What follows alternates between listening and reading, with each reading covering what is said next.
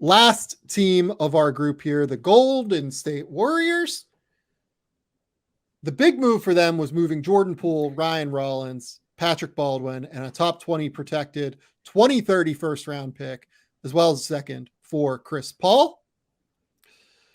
Then they re-signed Draymond Green. That was one that, throughout the season, especially early, you would hear, are they going to bring back Draymond? He just punched Jordan Poole in the face. Like, is this the end of Draymond in Golden State? By the time February, March rolled around, it felt like it was going to be Draymond back in Golden State.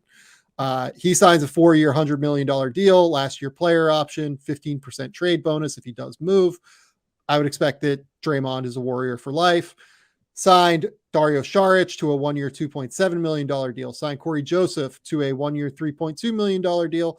They do lose Dante DiVincenzo and Andre Iguodala, in addition to JaMychal Green and Anthony Lamb. I clearly missed the extension eligible section here again because I was tired when I was making these graphics. My God, my brain is broken irreparably.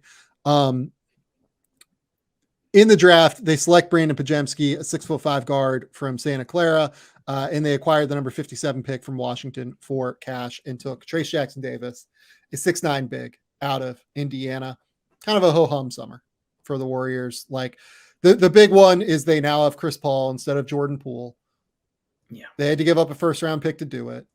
But the Paul deal gives them a lot of potential flexibility in terms of how they move in search of a potential future star to pair with this aging core of Steph, Clay, and Dre. They also have Chris Paul, who is still a good player. Like, he's still good at basketball. It's just the health that catches up with Chris, unfortunately, a lot of the time.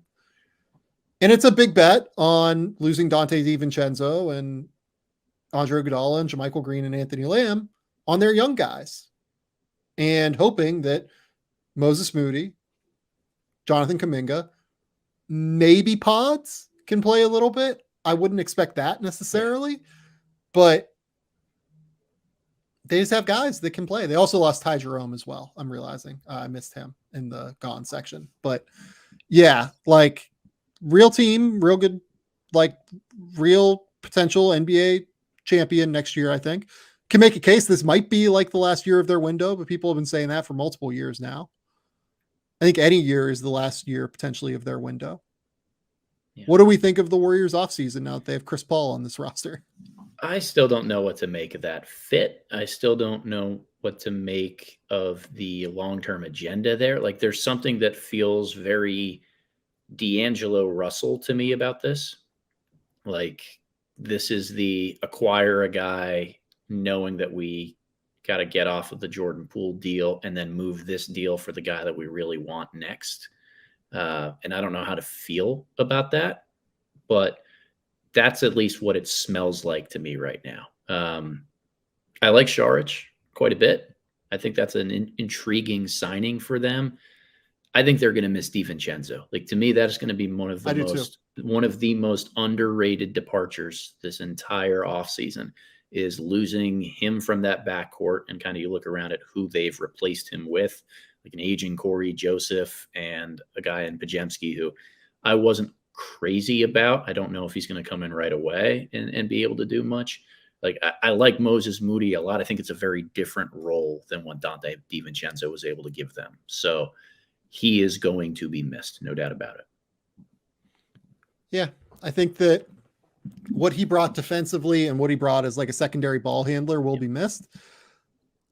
Chris Paul is like kind of a weird combination of like both him and Jordan Poole because of the offense that Chris Paul still can bring to the table. Dante's a little bit more hit or miss on that end, whereas Chris can really get efficient offense. The other piece of this that's interesting is like the Warriors like to go, they like to run, they like to try and get up tempo. Chris Paul does not.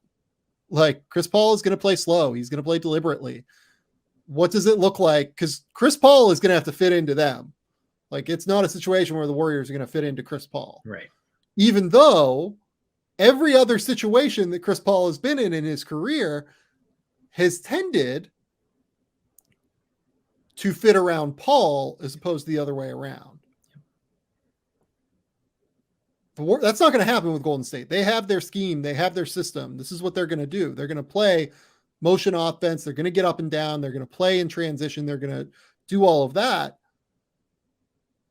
How does Chris Paul's more deliberate style fit with that is going to be the most interesting piece of the Warriors. And do they just envision him as like a contractual placeholder in a potential deal for another player this year? Because that Chris Paul contract is incredibly valuable. It will give another team $30 million in cap space if they want it next offseason. If they want to make a move deadline, they can get $30 million in cap space from immediately by acquiring Chris Paul, because that deal is non-guaranteed. We've seen the Warriors do this before with D'Angelo Russell, sign a placeholder max after Kevin Durant left. I wonder if they're looking at it like that as well. I think that would be a good way to look at it. It's a very valuable contract. Yeah, that's what it smells like to me. I don't know if now is the right time to try to conject who those players or targets might be. And I think that there are certainly going to be some that come available or might be more available through the season than there are at this moment in time. Yeah. But I like the fact that that is an option for them. It might be a little bumpy right out of the gates to try to see that fit and that cohesion work with Chris Paul on the Warriors. But that's what it smells like to me. This is a chip to get the right guy in with the score. I will give you one name that I think is interesting. All right. If the Raptors start out quite poorly by like the time February rolls around, I wonder if Pascal Siakam really lines up for them. Ooh, boy.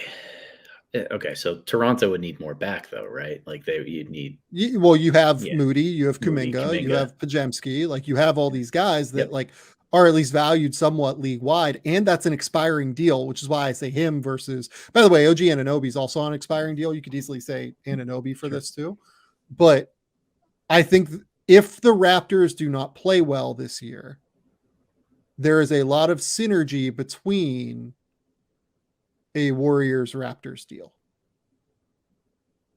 I think the Raptors are going to try and contend, and I think that's their goal for sure.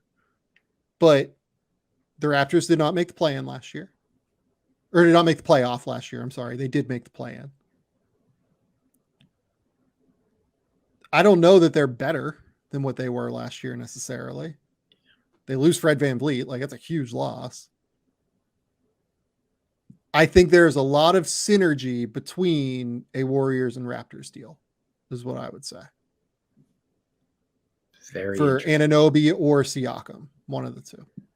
Very, very interesting. Huh. Okay. The Warriors, they'll be great. They're going to be really good. Their offseason was quiet outside of that Jordan Poole for Chris Paul deal, which we have talked about ad nauseum. Adam, we went for 2 hours. That was a little bit longer than what I wanted. We ended up talking for about 10 minutes per team. I wanted 8. I felt like that is okay on some level.